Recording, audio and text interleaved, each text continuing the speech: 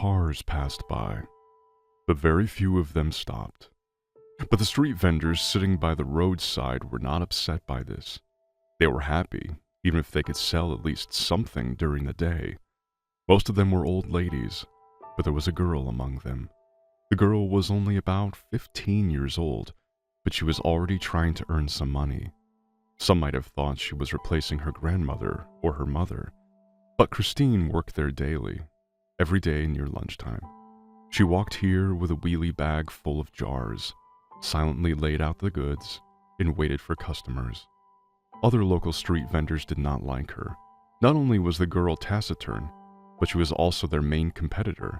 People bought her products more often. Christine didn't like her job. It was very difficult for her to get that jam. Her grandmother made her work in the garden all summer, watering the trees and bushes, tending the garden and harvesting. It was good that Grandma didn't make Christine make that jam, but did it herself. And then she had to bring it to the road and sit there until late at night. While her classmates had fun after school, she had to work. One day, the trade began with an unpleasant moment. One woman twisted a jar of jam in her hands for a long time, and when she found out the price, she put it down unhappily. Then she walked along the road, looked at the goods of the other vendors, and when she was sure all of them were overpriced, she pestered the girl.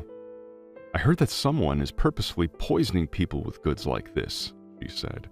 "Nobody checks your jam, and can you put anything you want in the jar?" She said many other mean things to the teenager. That woman sensed Christine's weakness and decided to mock her, because all the other vendors resisted and started cursing at her. But the girl froze, frightened, and said nothing. In the end, the woman said she was going to call the police, which scared the teenager even more. When the scandalous lady's car drove away, the girl asked the old ladies if she could really do that. They only laughed. "She just wants to make a fuss, and she's certainly not going to call the police," said one of them. Christine calmed down a little, but not for long. After a while, an expensive black car approached them. A man in a suit got out and looked around as if he was looking for someone. The girl tensed up when he walked towards her. "Have you been selling here for a long time?" he asked. "Not really, and not every day, only during the school breaks," Christine replied confusedly. "My friend told me that she purchased jam here, I believe, from you," said the man. "Do you make it yourself, or do your parents help you?" he asked. Christine glanced frightened at the other vendors, but they only watched silently. "My grandmother makes this jam," the girl replied, and immediately began to make excuses. "She makes it all neatly. The jam is made from selected berries." "Can I talk to your grandmother?" the man asked. "Why?" The girl was even more frightened. She thought that he came here because of the lady who had threatened her today. Christine was very nervous.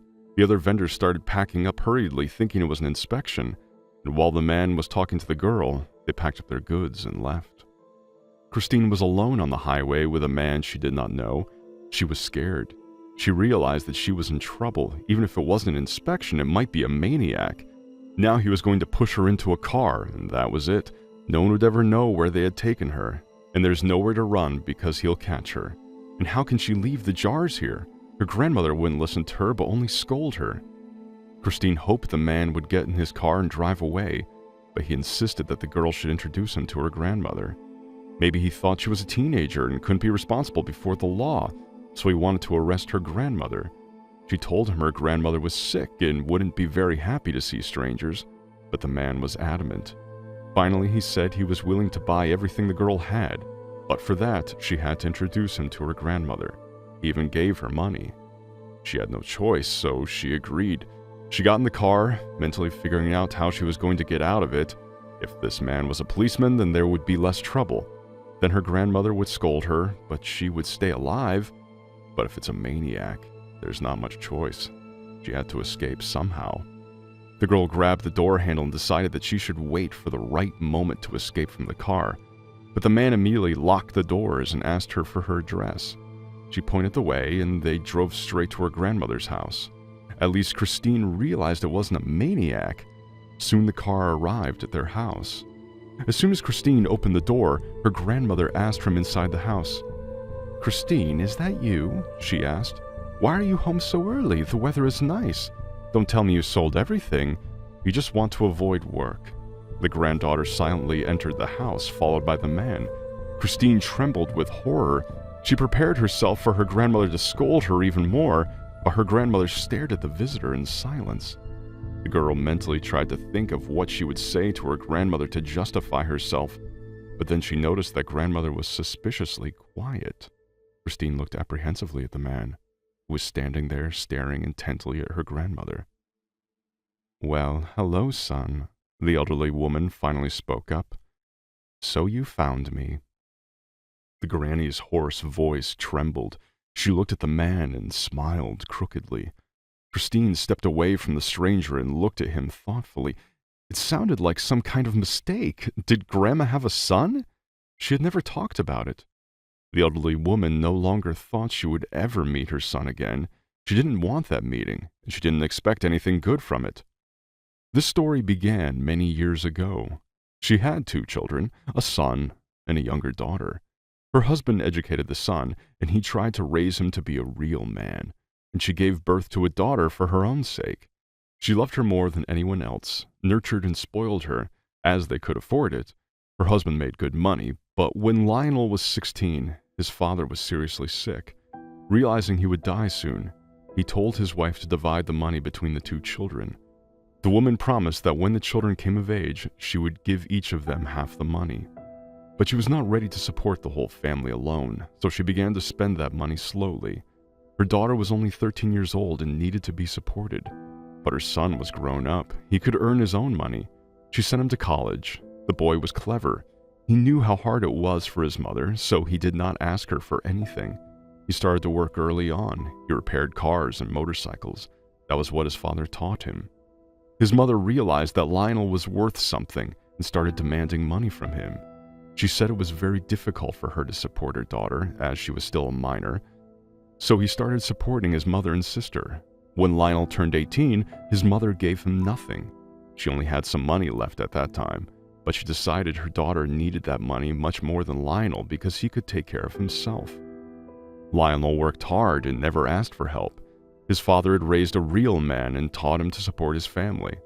Lionel saw that his mother devoted herself entirely to his sister and that she often simply forgot about him, but he was used to it. He tried to achieve everything by himself. He worked hard and was good at everything he did. Lionel never complained. Then he married a nice girl, and they bought an apartment, and soon his wife got pregnant, and at the same time, his mother told him the news about his sister. She was pregnant too, but the baby's father had left her, so they would raise the baby themselves. The sister later confessed that she did not even know who the father of her child was, but that helped bring them closer together. The sister and her brother's wife started communicating closely, and when his mother told him that they had to support his sister financially, he harshly told her that he did not owe her anything. He told her that his sister was an adult. Her mother had spoiled her and she did not want to work. She only went to the clubs and partied. His mother shut up and never said anything more about it. But when it was time to give birth, she asked Lionel to look after his sister at the maternity hospital and help her. They happened to give birth on the same day. Lionel was away on a business trip for 2 days, and that's when it happened. His wife underwent a C-section, and his sister gave birth naturally. When he arrived, there was sad news for him. He and his wife had a disabled baby girl, while his sister had a healthy girl. But they did not abandon their daughter. They did everything to raise the child. The mother did not help them at all. She said that it was not necessary to take the child from the maternity hospital. She had her own problems now. She was raising her second granddaughter. She was raising her alone since her daughter was still having fun, and she didn't have time for a child. Lionel was making good money by then, and they had enough money to pay for his daughter's therapy. His wife was also working. They were saving up for surgery at a good clinic. Fortunately, his mother-in-law helped. She babysat their daughter. Then misfortune happened. Lionel had a car accident and ended up in the hospital. It happened when his wife, mother-in-law, and daughter went to a health resort for treatment. So he called his mother and asked her to urgently buy expensive medicine for him. He told her where they had money in their apartment and asked her to take it to buy medicine. Fortunately, she had spare keys to her son's apartment. The mother was willing to help her son, but when she saw a lot of money in the stash, she couldn't help herself and took all the money.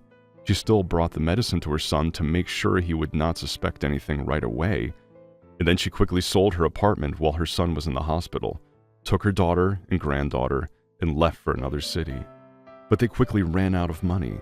The daughter remained good for nothing. She did not take care of her daughter, Christine, at all, and Christine's grandmother had to raise the girl. Soon the daughter died of alcohol, and the grandmother was no longer happy to have a granddaughter. She treated her like a stranger, especially knowing that she was Lionel's child, not her daughter's. Christine grew up and didn't know what love and care were. Her mother knew that her son was alive, but she was ashamed to remind him of herself, so she raised her granddaughter all alone. Lionel and his wife were able to solve the problem. He recovered quickly. They took a loan to pay for their daughter's surgery, earned enough money, and returned the money to the bank. They nursed their disabled daughter, and in spite of everything, they loved her. She grew up with minor disabilities, but not too noticeable. The girl turned out to be very clever. He preferred not to mention his sister and knew nothing about her and his mother. He did not have much time. He had his own life, and he and his wife tried not to think about the bad things that had happened once. But then, some unexpected news came up. One day they got a phone call. The old lady on the other end of the line said she had something to confess. She told them that she worked as a midwife. The day Lionel's wife and sister went into labor, she was in the hospital on shift. His mother was also in the maternity hospital that day. When the mother found out that her daughter gave birth to a baby with a disability, she asked the midwife to switch the babies, and she paid her generously.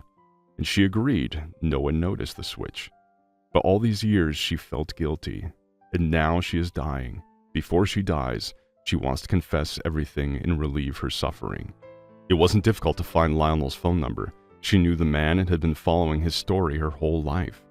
He had his own company, so it wasn't difficult to get his phone number. The couple was shocked by the mother's behavior. They tried to find her but failed. There was no trace of her. After all, too much time had passed. There was no hope of finding his mother and their daughter. The father got on the trail of his daughter by accident. One day, his friend's wife bought some homemade jam by the roadside. Lionel visited his friend and they had tea with that very jam. Lionel immediately recognized the taste. His mother made the best jam. Everyone who tasted it praised it, but no one could make the same. The man had hope now. He found out from a friend that a girl by the road was selling this jam, and he went there right away. That's how he got on the trail of his mother. It turned out that Christine had no idea that her grandmother had 2 children, and needless to say, she had no clue why her grandmother treated her like a stranger. It was not because she had a hard time raising her granddaughter alone. Grandmother had no pity for the girl, forced her to work hard and sent her alone to the highway to sell jam, even though it was dangerous. Lionel was shocked at how obsessed his mother was with her daughter. Switching the babies in the maternity ward was an insane thing to do. She just wanted her beloved daughter to not be upset. But, as it later turned out, Lionel's sister did not care about her child. It was a very strange kind of motherly love. And what is love? Lionel turned out to be a good man, after all. He was worthy of deep respect. He helped his mother and paid for her treatment, but he never wanted to see her again. He took Christine to his house, and they won custody of their biological daughter. Now they were raising 2 daughters, and they loved both of them. Thankfully, Christine finally discovered what it was like to have a real family, to be loved and cherished, even if it was so late. And her grandmother had only one thing to be thankful for. If she hadn't sent her granddaughter off to sell jam, Lionel would never have found his daughter. Also, her other granddaughter ended up in a good family, because otherwise she would have just been abandoned in the maternity ward.